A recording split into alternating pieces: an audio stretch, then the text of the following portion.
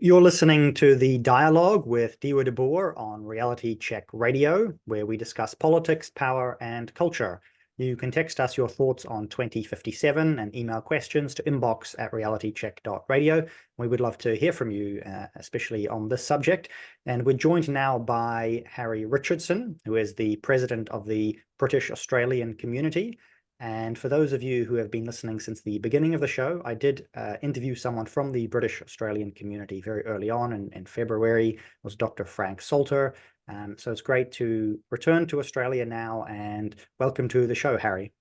Thank you very much, and thanks for having me on. It's always a pleasure. Excuse me. And since we might have listeners who are not familiar with the British Australian community, and even those who heard my interview 7, 8 months ago may not remember, so could you give us a little explainer on what the British Australian community is? Sure. So we are unusual in that we position ourselves as part of the multicultural community. So we are, if you go into the multicultural community and you drill down, if you are a Turkish Australian or a Cambodian Australian or a Vietnamese Australian, you'll find that you'll have a group that will, or an organization that will represent your interests. Or if you're a Chinese Australian, you're a Sudanese Australian. But no one in the multicultural community represents the traditional Australians. And so the multicultural community being ridiculously powerful, and it's insanely powerful, and yet there's no one at the table to represent the interests of the majority. And that was showing up really recently in the voice debate. We had this, you would have heard about, there was a debate to change the constitution and set up a whole new section of government that was called the Voice. That was going to, they claimed, talk to Parliament, but was most likely going to be dictate to Parliament.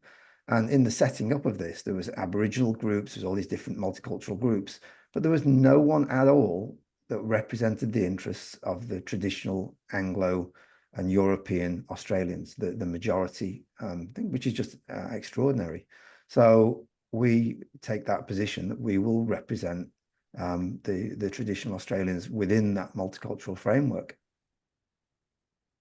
And the multicultural framework seems to be pushed a lot in New Zealand as well, part of the debate going on around the Treaty of Waitangi and the principles of the treaty. And we see politicians say, well, New Zealand is a modern, multi-ethnic, multicultural democracy, and so everybody needs to be treated equally, and we need to not have any special rules for anyone.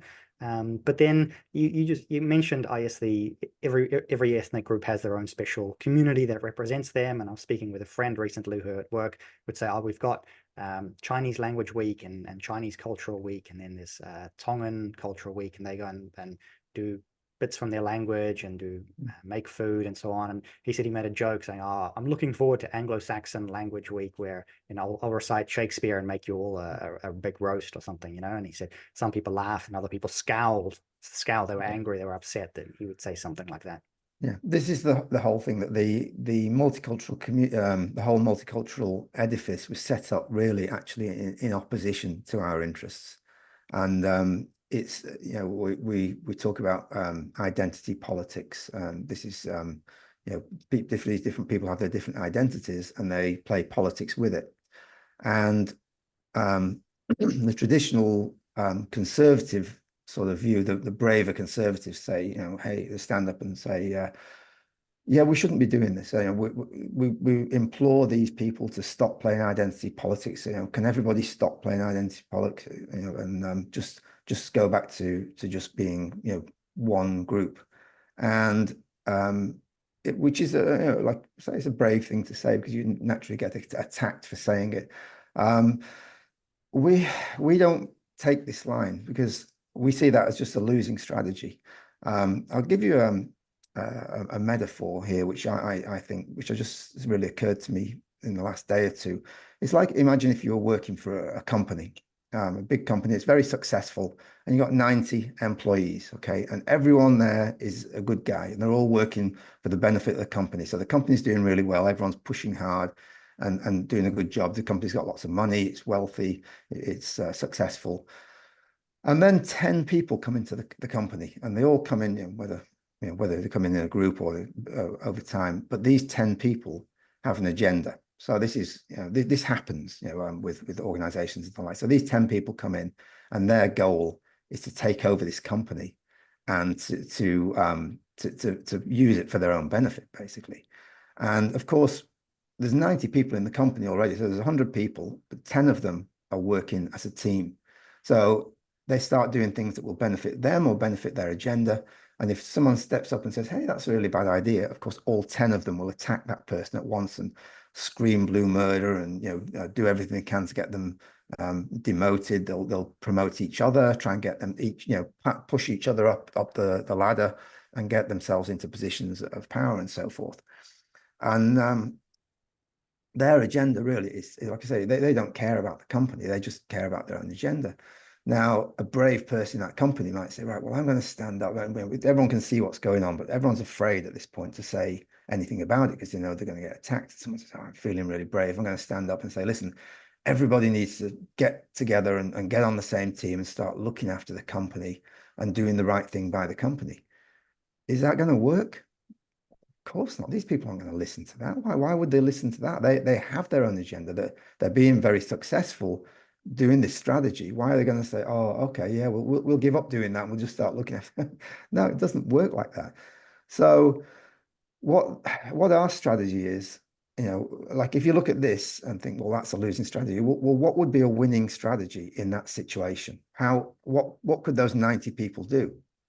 And when you think about it, there's only actually one answer. And that one answer is that the 90 people need to get together and say, hang on a sec, we need to have our own group here and look after our own group interests and work together to kick out these 10 malcontents or these bad actors and get rid of them. And then we can go back once we've got rid of these people or put them in the box, then we can look after the interests of the company. Because with each of those people working on their own towards the benefits of the company, that they're going to lose every time because 10 people working together. It's like there was, you heard of Warren Buffett. He once said, if you're playing cards and you can't work out who the patsy is, then it's you.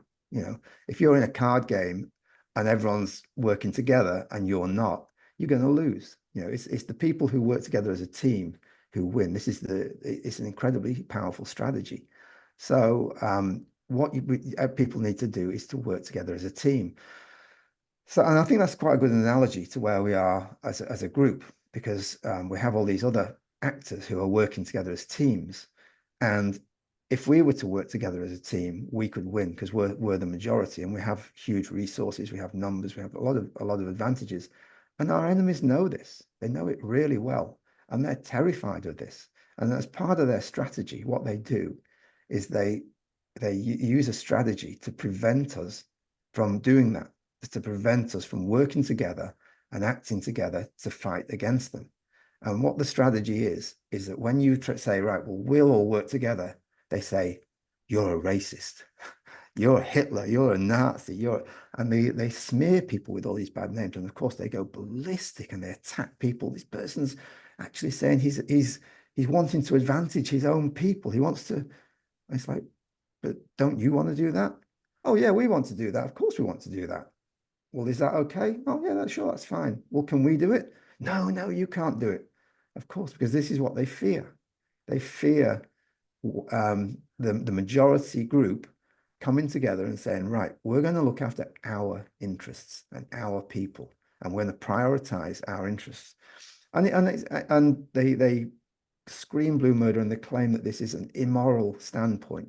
There's nothing immoral about prioritizing your own people. As I say, these people are doing it themselves. So why is it immoral to prioritize your own people? If you go into an Indian, when was the last time you went into a Chinese restaurant and got served by a white Kiwi, or an Indian restaurant? You went, these people, they employ their own people.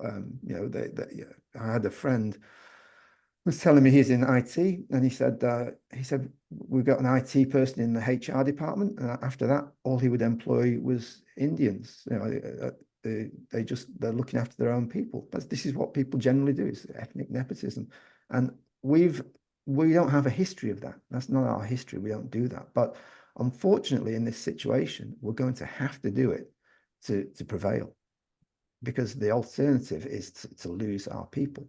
And out of our priorities, conservatives have all these priorities, and there's lots of things, like there's the trans agenda, there's there's big government, there's all these over regulation, lots of different things that conservatives fight for. And we say, well, we need to prioritize. Well, what should we put at the top of our priority? Well, how about the survival of our own people? Wouldn't that be a good thing to prioritize, to want your own people to survive, and have their own homeland, and as they always had, and as other people do. There's so many examples around the world of people who are saying, we need our own homeland. The Jewish people and the Palestinian people are currently, in a big squabble over that. But what about us? Are we allowed to have a country where we're allowed to remain a majority? And not, I don't mean 51% majority. I mean a super majority, of 90, 95%, which is what I presume New Zealand would have been around that in days gone by. Australia certainly was. I think we were around 96%. Not too long. I think at the end of World War II, the Europeans were around 96%, and from Federation onwards, it had been that. Most of the others were Aboriginals. We'd had a few Chinese and a few Middle Easterners came in as camel drivers and things, but the great majority of the people were Anglo-Saxons while the country was being built. And this is what our opponents are terrified of. And so they are desperately trying to destroy our identity. And this is what all this identity politics is about, is promoting their own identities and constantly trying to pretend that either Anglo identity or European identity doesn't exist, or B, that when it does exist, suddenly it's evil. When it's evil, it exists, and when it's good, it just doesn't exist. There's no such thing as Anglo identity. Okay, so we never did anything wrong. Oh, no, I didn't say that. Of course you did things wrong. You were evil people. You're the worst people in the world. It's like, but I thought we didn't exist. So this is the game. This is the game that they play, and it's something that people need to wise up to and understand. And all of this cancel culture and all these other issues, when you drill down, so many of them really come back to this thing of identity and what you might call white or Anglo identity or Christian identity, whatever it might be. And a lot of these other issues that you've mentioned that conservatives focus on, that we find very important, social issues and so on.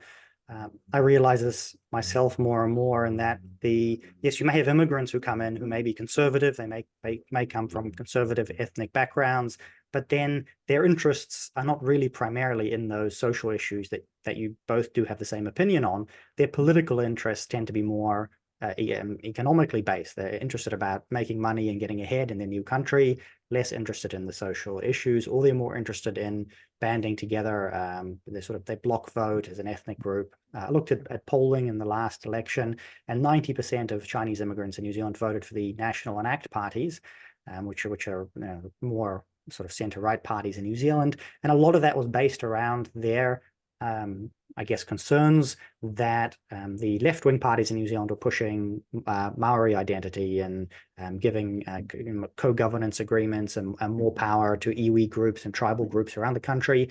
And so you had this ethnic group voting, block voting, and for a different political side because of that issue. They weren't voting for social issues. They weren't voting for even economic reasons. In this case, they were just voting like, okay, well, we don't want this other group to have special power. We didn't come here to be second-class citizens. And so the entire political situation in your country can change very quickly, for good or for ill.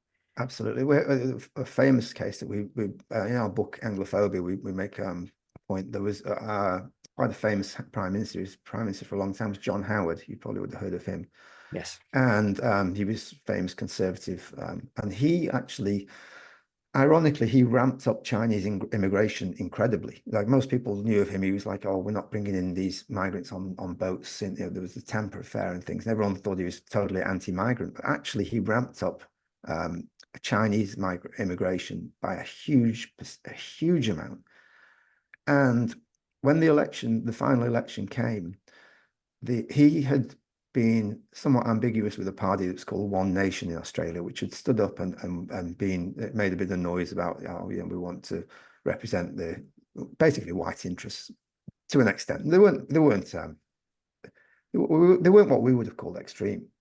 They just wanted to limit immigration and so forth. And he was criticised very strongly from the left for not being more critical of them. And even though in what he was doing, actually, he was doing the opposite of what they wanted. So when the election came around, his electorate, which was a wealthy electorate, he was a right-wing, you know, conservative politician. So he's in a very wealthy. And he's obviously the prime minister. So he's in a plum area. So he's in the rich area. And this area had become a lot of wealthy Chinese and Koreans had moved into this area, you know, businessmen and so forth. And the left openly and shamelessly went to these communities and said, look, Howard has, you know, not been strong on One Nation. He's again, you know, he's pro white Australia type politics, and we want you to vote against him. And they did. And they voted against him in big enough numbers that he was tipped out of office. So not only did he lose as prime minister, he actually lost his seat, thanks in part to the votes of these Chinese and Asian, Korean people who were wealthy people, and they were voting Labour. So they weren't voting in their economic interests. They were voting in what they saw as their ethnic interests. So yeah, you're right that the interests that these people have, you know, sometimes they'll be on board with these different issues, but you know, when it comes to the issues of group identity, then suddenly everything else gets thrown out, and it's like, no, hang on, wait, this is more important. So that's a good example of that. You just made me think of two more similar examples in New Zealand that sort of illustrate this as well, and the audience may be familiar with them. But because I gave the example of the Chinese sort of group voting for national and ACT, and part of that actually goes back to a few years ago, like many, I say a few, like 10 years ago maybe, and the Labour Party had complained about housing prices in New Zealand were high, and they said we needed to restrict overseas home ownership of people overseas buying houses.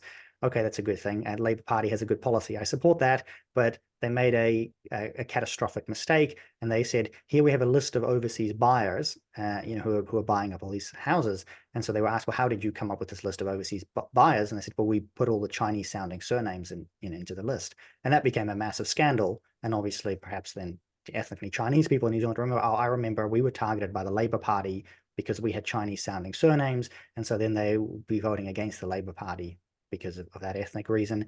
And Pacific Islanders may be a completely different example. In New Zealand tend to heavily vote Labour, and that's because of historic issues around immigration as well, where many Pacific Islanders came to New Zealand. There was a lot of illegal immigration, and they remember, oh yeah, the National Party cracked down on us really badly, and the Labour Party, they came and told us, I will, you know, we'll legalize all of you, we'll look after you. And again, these people are just acting in their interest. There's nothing nefarious going on from the perspective of these people. But I think many other voters, and especially European voters who don't think like this, need to understand that that's how the world works. Yeah, unfortunately, we come from we have a history, and people say, "Oh, yeah, New Zealand, Australia, young countries." Well, not really. Our history really goes back to the mother country, which is the UK, especially England. And England was quite unique in its history that and Europe largely was that they advanced. Let's say, I don't mean that in a patronizing way, but they progressed from a tribal identity to these national identities, and you know, Britain was and England was one of the first to do this. I think largely actually, or certainly partly, but possibly largely because of its island geography. So we were able to build this nation, and the tribes that would have existed were subsumed into the nation. So our tribal identity became a national identity. And so we stopped playing these tribal games. I mean, one of the big a real advantage came when we joined with Scotland, and we no longer had a border, a land border in our nation. So England and Scotland were one. Prior to that, we had Hadrian's Wall. You know, we had to guard. You know, we had to go. You know, the Romans used to guard this border, When we became one country, we were one country. People could, in England, you could travel from one place to another. You didn't have to worry about going into somebody else's tribal land, or there weren't these fights. Everyone was sort of on the same team. And we, over centuries, we've really got away from playing these tribal games.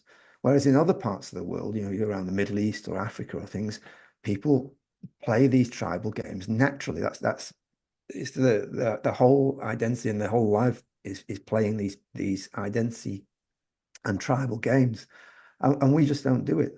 But we're going to have to learn, because we've imported these people, and now they're playing a game, and we've got to learn to play it, and we've got to win it. Because if we don't, we're going to be cancelled. I'll just say, one way or another.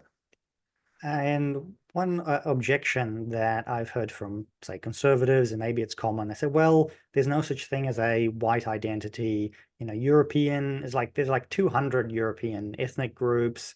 And when you talk about, Australian, like British Australian interests, or you would talk about European New Zealand interests, that seems to be the category that our government uses, European New Zealander. Well, when you talk about European New Zealander interests, well, there's are you talking about the Hungarians, or are you talking about the Finns, or are you talking about the Dutch, or are you talking about the Irish, and on and on and on it goes. And so how do you respond then to say, well, that there's no such thing as a common European interest? And Well, of course it's that, because that's what they desperately don't want us to have, is to come together. Now, it's complicated. Okay, so ethnicity and race and things like that are fuzzy. When you move from one village to another to another, I mean, where does one ethnicity end and another begins?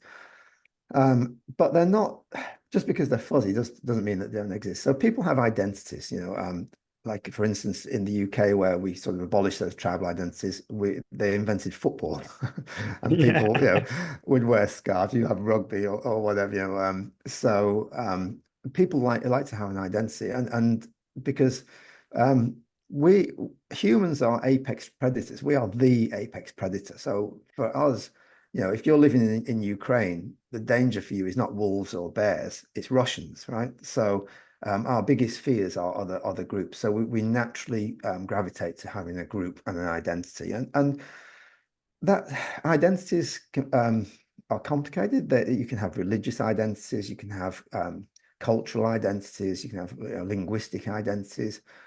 Race is a part of that, and ethnicity is a part of that. So you say that the Dutch are a different ethnic group to the English, or a different ethnic group to the Danish.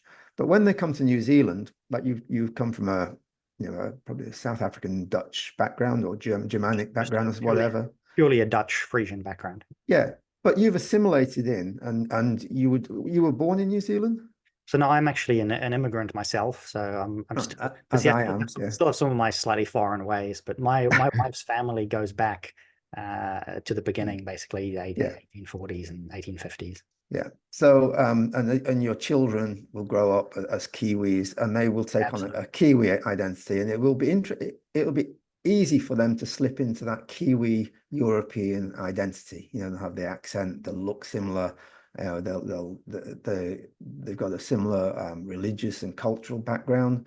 So, so right there, you have an identity. Now, other groups have their identities, which are different to the majority. Now, it's like the old thing about a fish with water. There's the joke about two fish swimming along, and this other fish swims along and swims past them and says, "Hey, how you going? The water's nice today." And then the other two fish, one says to the other, "What's water?" It's like, we're in this culture, and it was so large and um, pervasive that we don't notice it. Whereas when someone else comes in with their own different culture, we notice, it's like, whoa, culture, it's like, whoa, look at this culture. It's like really strange. So they've used this to sort of pretend that we don't actually have a culture. You don't need, this is just, you just have a default nothingness, and then we have this thing that's higher up. It's not true. It's just a different culture. If a bunch of English people go to China, we're going to have our own little culture within China, and that will look strange and stark and things. But we have a culture. We have ways of doing things, ways of thinking. We have loyalties. and so forth, ways of dressing, ways of speaking. And these all make up, there's many things make up a culture. It's not just spicy food and and colorful clothes, So, but the game is to destroy and to flatten and to demonize Western culture, and particularly Anglo culture seems to get singled out, because New Zealand, like Australia, is actually um, greatly Anglo, English, British history. If you look at your basic religion, your ways of legal systems, your political systems, your bureaucratic systems, as well as the people themselves, these are all essentially come from Britain or the United Kingdom. The Anglo-Celtic sort of people. Now, lots of other Europeans then came in, or quite a lot of Europeans came, especially, I'm not sure if New Zealand had this. In Australia, we took in a lot of people from Eastern Europe after the war, and Italy, Greece, places like that, and they've assimilated in. So we take while we're the British Australian community, we take the position that someone like yourself, who's assimilated into the majority culture, would be part of us. Okay, and from our enemy's standpoint, they would point the finger at you and say, "You're a white Kiwi who, you're guilty of slavery and You're a and colonizer. you're a colonizer." Wherever you go, there's always an excuse, and they're so good at coming up with these excuses. Like if you're in Australia, it's the Aboriginals. If you're in New Zealand, it's the Maoris. You probably get blamed for South Africa. The Yeah, well, Americans, it's slavery. In even Ireland, they pick on Ireland. They say, "Oh, well, you went and emigrated to other countries, so now everyone should be able to emigrate to your country." It's like, what? Where, where did they come up with this stuff? But there's always an excuse for every white country. But there's never an excuse to say China should open its doors, or Japan should open its doors, or Saudi Arabia should open its doors, or Israel should open. Well, maybe with Israel, well, some of these leftists sort of do argue that because they do want to destroy yeah, that group identity they see as a threat to, I guess, if you want to have a good communist country, that society that spans the whole globe, yeah, then you need to kind of try and dissolve those. But even the communists did a pretty terrible job of that kind of when they tried, right? yeah, It seems like impossible. And when we speak about this, like, okay, can we move past this? I mean, people have tried, right? And it doesn't seem to be very successful yeah. to move past. Our identities, we have all these different identities, but race and ethnicity are really the strongest. If you look at crime gangs are invariably ethnic. Over in New Zealand, there you have people like that. What was it? The mongrel mob. Yeah, yeah, mongrel mob. Would you be able to join the mongrel mob? I doubt it. Yeah, because you're not Maori, So it's the ethnic identities and the racial identity are very strong. It's like me trying to join the Bloods or the Crips, or the MS-13. It's like, or even the Mafia, It's like, well, you're not Italian. Why we wouldn't let you in? So our ethnic identities are very strong, and the communist idea, they claim they claim that they want to break it down and break down all identities, but when push comes to shove, that you usually find that there are identities in there which are pushing for this, and really what they want to do is break down everybody else's identity whilst keeping their own. And communists found that. They found that, even Stalin, when World War II broke out, he wasn't fighting for communism. He was fighting for Russia. It was Mother Russia. Was it called Mother Russia? The motherland. Yeah. Yeah, that's right. So Stalin. I mean, he was different to say many of the Bolsheviks who had come before him, right? And that yeah, he found something that was more workable, that yeah, was stronger, which happened, which was that sort of ethnic racial identity yes, that he. yes, yeah, So, yeah, so the Bolsheviks were wrong from the beginning there. Yeah. yeah. I mean, yeah, like even with us, I grew up in the Cold War, and it's like it wasn't the communists are coming; it was the Russians are coming. These are, people need an identity to belong to, and often an identity to oppose. It's natural for people to be like, oh, those guys over there, just keep away from them. It's just, Well, yeah, it's funny you mentioned that because I was reading from Theodor Herschel recently. He had done an interview early in the late 1800s, and he'd been asked, what is a nation? Because obviously he's building Zionism, he's trying to build the Jewish homeland, and he actually describes a nation as a group of people who A, have something in common, but B, have a common enemy. And he just sort of just describes that a common enemy is vital to the nation in Theodor Herschel's definition. Yeah, and I think that's partly see we've grown up in a society where we haven't had that. We haven't had a people we haven't had because we haven't had this tribalism. There hasn't been so much a common enemy, especially since World War II. None of us were brought up to believe that, hey, I mean, my mum, my mum still wouldn't buy a Volkswagen or years after the war sort of thing. She the Germans and Japanese, we didn't really grow up with that. We didn't grow up with any enemies, but and that's having an enemy strengthens an identity. I mean, I will never forget when the Falklands War broke out in England in the 82, something like 81, 82. It would have been 80 or 81 actually. And I was still at college. And the way people behaved, I was gobsmacked. It was like all these people were suddenly like, we hate the Argentinians. It's like, have you ever met an Argentinian? It was like, why, but people are motivated by this, so yeah, look, that's one of the reasons. Whereas, so we're dealing with people who are tribal, who've grown up hating the next tribe and hating this tribe and that tribe and fighting for the tribal brothers. There was the quote from Leon Uris. I've never read the book. There's a book about the Middle East and what was it called? I can't think of the name. Big thick book.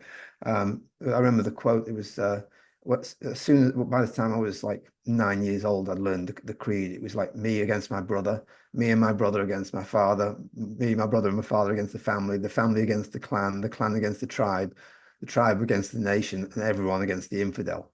So it's this. Yeah, so there's a number of identities there. People, identities are complex, but people have these It's different hierarchical. identities. People It's understand. hierarchical, and it's often defined by who your enemy is.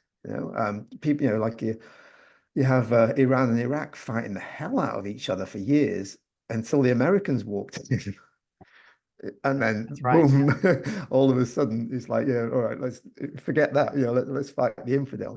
It's so Even in Europe today, if I'm speaking with extended family in like the Netherlands, there's a really big anti-Russian sentiment in there now. And they're planning for a Russian invasion. Kind of the Russians are coming again, but it seems to be very strong. It seems to be very Poland is even stronger. The Poles have this visceral, visceral hatred of them.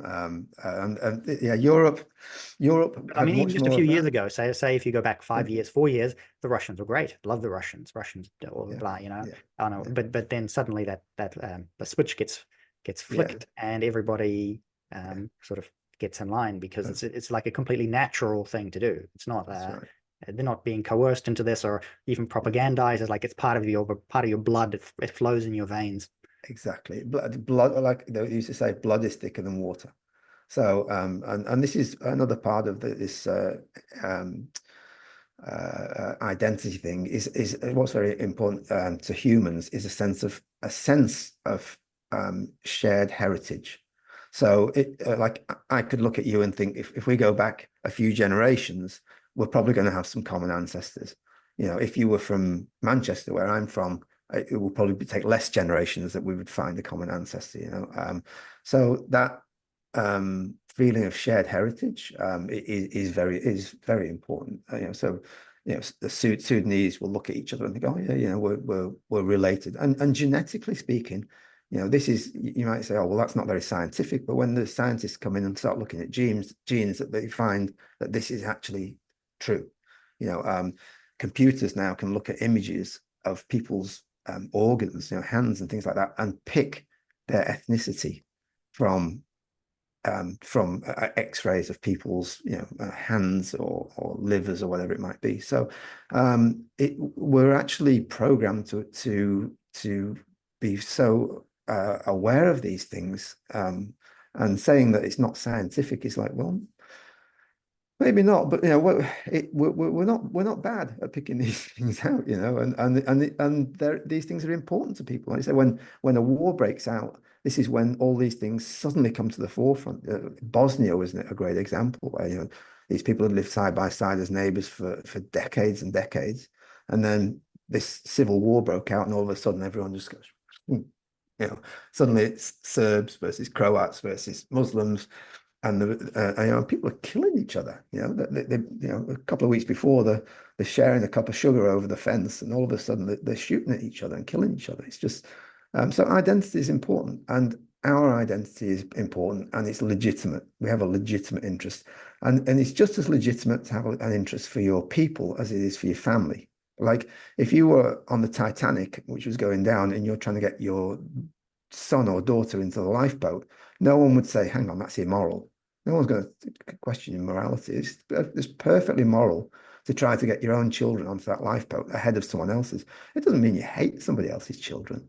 But when it comes to our ethnic group, I mean, the ties are looser. They're not so tight as your children, but your ethnic group, you have, like I'm trying to save my children because they've got an imprint of my genes in them. Now, your genes and mine are quite similar. And if we look at other ethnically similar people, we can look at them and think, yeah, they've got similar genes to us. And that's why I think I'm not a scientist in this, but I think our genes are looking at people and thinking, right, there's another print of my genes. I've got an interest in protecting that set of genes. And your ethnic group has millions of prints of your genes, maybe not exactly the same, but we're actually related really closely. Whereas if we look at someone who was from China or sub-Saharan Africa, of course, there's a lot of similarity. I mean, a chimpanzee has 98% of our DNA, but in the real similarity comes within ethnic groups and racial and ethnic groups. So that's why they are so important to us because deep down our lizard brain or our genes in here are talking to us and saying, in day-to-day stuff, it doesn't really matter. But when the chips are down, when the war breaks out or whatever, suddenly these things become really important. And I think we need to rediscover that. The Anglo and white Europeans need to really rediscover that identity, and that's what the British Australian community is all about. We're rejecting this idea that to care about your people is somehow racist. It's like, no, like real racism or xenophobia is hatred of other people. We don't hate other people. We don't even dislike other people, but we prioritize our own people and the interests of our own people. And that's a perfectly moral and legitimate thing to do. Everybody else does it, or we're doing it too. So we're here. And Yeah. on that subject, you can carry on in a second. Could you give us some examples then, like what are practical things that the British Australian community does to see those interests through? Well, I think that the thing that we do best is we make some really good videos, and we write books. We've written this book Anglophobia, which we're now making videos of Anglophobia, which we've identified as racial hatred against whites and so forth. We as much as we can, we're trying to make submissions to government and making us. We're very small, really truthfully, we're tiny in comparison to other these other well-funded and large lobbies of people. So we have to work within what we've got and what we can do. So we advocate for our people where we can. We're starting to put on events. We're trying to grow ourselves. We're trying to bring in members. All the things that a normal ethnic organization would do, which is growing ourselves and advocating for our people. So if someone's saying, that we should cut down this statue of Captain Cook, we're jumping up and saying, hang on a sec, this guy's our hero. He actually came here. He was one of our people. He's a heroic figure to us. Why are you cutting him down? I mean, sure, he probably wasn't a perfect figure. Who is? There's only one perfect guy in the world, and he got nailed to a cross, 2,000 years ago. So the rest of us are not perfect, and certainly going back in those days, things were a little different. It might be easy today to say, oh well, I wouldn't have slaves, but 400 years ago, everyone else had slaves, so it was unsurprising that the European powers went in and became engaged in slave trade. It was unusual for us, actually. I don't think Europe has any history of slavery. I can't think of any tales or old tales or nursery rhymes or anything like that involve slavery. We don't have any sort of cultural history of slavery at all. Can you think of any old tales or books that talk about slavery? No, Um, no, definitely not. And I've actually looked into this a bit, and the early European histories, and yes, slavery is something that is basically non-existent in yeah, Europe, and a yeah, lot of it has to do with Christianity, and you wouldn't yeah, make your brother, you can't have your mm, Christian brother be a slave and so on, and yeah. some of that But disappeared a little bit when it came to the post-Enlightenment. It seemed to be when the Atlantic slave trade came quite late in that history, but at least in continental, in yeah. within European And countries. it was when the Europeans went out and discovered other people that had these, they didn't go and enslave people. They went and bought slaves in Africa and took them over to the New World. They were like, oh, this is. But if you had a Is this how slave, these people do things? Oh well.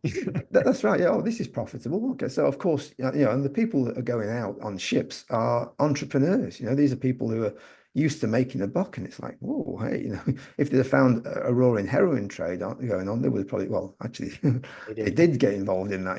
They sold it to the Chinese, which, again, our people are not without blemish. They did bad things. Of course, they did bad things, but they certainly weren't the worst people. And even if they did bad things, they were still my people, and they did a lot of good things, and I'm going to celebrate that. Of course, I'm prepared to listen to someone who says, "Hey, your ancestors did bad things." Oh, well, yeah, I apologize for that. That was a bit rough. What your people did nothing wrong. Do you know any people who never did anything wrong? I don't. But these were my people. This is my history. I'm going to celebrate it just like everybody else does. The Maoris, I mean, the Maoris celebrate the fact that they were a warlike people. What does that mean? Well, they went around chopping each other up with whatever weapons they had to hand.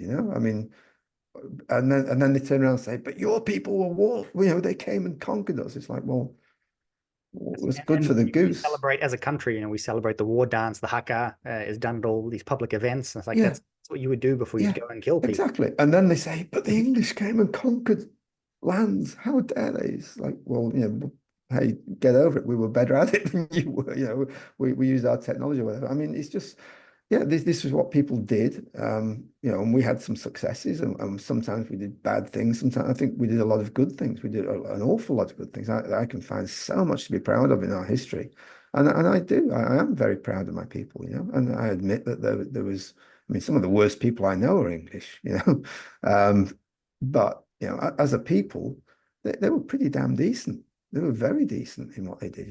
There's so many cases around the world of what they did. We went to India and stopped people from burning their widows on their funeral pyres. They went to Africa and the Middle East and stopped slavery. They went to New Guinea and stopped people shrinking people's heads and eating each other. So if you look at Maori history, it was like, what do we know about the Maoris? Well, we don't know anything before they turned up to New Zealand. And what was the first thing they did when they got to New Zealand? They ate people that lived there. They conquered it and ate the people. So in the scale of things, I think it's really wrong to accuse the English of being especially bad, but that's what they do because that's what the game is to destroy our identity and our feeling of pride and make us feel that we have no right to have an identity and to work together and no morality or rationality in working together. And that's the game. And that's the game we have to fight. And that's what the British Australian community does. We are our goal is to make people realize that you have a legitimate interest in looking after your own people, and it's completely moral and it's completely normal. Everyone else does it, and that's normal. Now, one of the bits of feedback I'm sure I will have in the inbox in a minute will be how do we get the British Australian community in New Zealand, the British New Zealand community? How do you start one of these organizations? I remember I had those last time I've spoken about this, and every Yeah. time online I see the British Australian community mentioned, people say, well, this would be great to have in New Zealand. Now, that's probably not a question you can really answer, but maybe you can give a little final word to people and encourage them. Um, One thing that we've done, I'll just, if anyone's wanted to do that, I mean, anyone can set up, you and your best mate can set up the New Zealand Australian community. One thing that we've done is we've prioritized having quality people over growth. So we've not desperately tried to get in 10,000, ordinary people in. We'd sooner have 10 PhDs or people who are thoughtful. You need to avoid because there are the people who tend to be the most agreeable to our ideas are often people who are quite base. I don't mean that in a bad way. They're just less sophisticated. The people who are instinctively feel that you're right. And there's a lot of traps. There's a lot of traps in this game because our enemies are sophisticated. They're very clever, and they lay these traps, and they'll make you look like a Nazi, or like, so you've got to be very careful in what you say. We've been able to tread through the minefield without blowing ourselves up, and that's really important. And to do that, you need quality people. So it's very important if you're building an organization like ours in New Zealand, is to prioritize quality people. And our focus is on the doctrine and the ideas, of getting the ideas and the doctrine right. If you get that right, if you don't get that right, you're not going to go very far.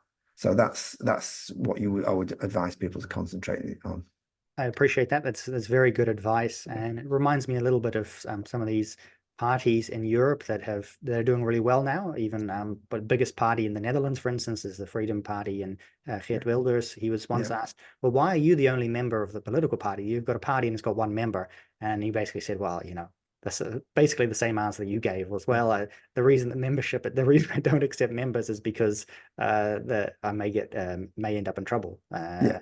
May get the wrong kinds of people who are trying to flock in and may destroy what I'm trying to build. And so anyway, that's something to be very, very aware of, and appreciate that encouragement there. And who knows, at some point we'll get something in New Zealand, but a lot of that will depend on, it depends on you need to have the right people in the right place at the right time, and then you can That's right. But the main thing is just spreading those ideas, and then build it and they will come, sort of thing. Sooner or later someone will come along. I mean, you guys are doing a great job on Reality Check Radio, and you're spreading these ideas, and that's what's really important, because people will pick up those eventually. This is our job, is to spread these ideas, and then there's lots of quality Anglos, but a lot of the people on our side of things have been lower quality people because they're probably a bit autistic. I guess I'm probably a bit autistic. I mean, they're just like, they go plunging in where angels fear to tread, sort of thing. So when we can get those quality people, we get our ideas to these quality people and convince them and bring them in, and that's when you can really start to build things, with really high powered people. Okay, thank you. And we're out of time now, unfortunately, Right. and we didn't even get to go into any current events, but there's always another day and another time. Thank you for that. Any of the listeners, you can text on 2057. You can email inbox@realitycheck.radio, and we will be right back after this break. Thank you, Harry. Thank you very much. See you then. Bye-bye.